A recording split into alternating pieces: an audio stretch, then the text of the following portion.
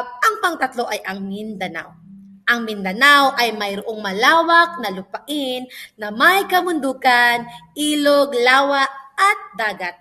Maraming katutubong pangkat at Muslim communities. Unang pangkat ay ang Maranao, mga tao ng Lanao. Sikat sila sa ochre designs, malong kulintang music. Ang lugar ay ang Lanao del Sur. Pangalawa naman ang Tausog. Ang Tausog ay mahusay na mandaragat. Ang pagkain nila ay tiyola, itom o lukot-lukot. So ang lugar naman sa dito ay ang Sulu at Tawi-Tawi. At ang pangtatlo ay ang Subanin, pangkat Subanin, tradisyonal na sayaw at kasuotan. Kilala sila sa tradisyonal na sayaw at kasuotan. So ang lugar o lokasyon ay Zamboanga Peninsula. At ang pang-apat ay Maguindanao, mayaman sa kultura, sa musika at ritual. Kilala sila sa Candolit. Okay, so ang mga lugar ay ang Maguindanao del Norte at Maguindanao del Sur. Ang pang-apat ay Manubo, indigenous group in Mindanao Mountains. So ang lugar ay Maguindanao. Ano ang kahalagahan ng pag-aaral ng pangkat etnolinguistiko? Una, upang maunawaan ang pagkakaiba at pagkakatulad ng mga Pilipino.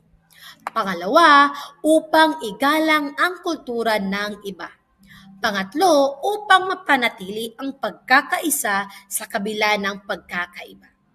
So narito, let's try to have a quiz if we really understand our lesson. First, quiz, pangkat etnolinguistiko. Which group is the umbrella term for several tribes in Cordillera? Mayroon itong mga subgroups. What do you think the answer? Exactly. The answer is letter B. Igorot. Sila ay isang like umbrella at mayroon silang mga subgroups. Very good. Number 2. Ifugao is known for the... Yes. Try to write your correct answer. Ifugao is very known for the rice terraces. Exactly. Number 3. The Aita are found mostly in the mountains of A. Zambales, B. Cebu, C. Davao, at D. Iloilo. Exactly, Zambales. Ang mga Aita ay makikita sa Zambales. Hiligaynon or Ilonggo is spoken mainly in where?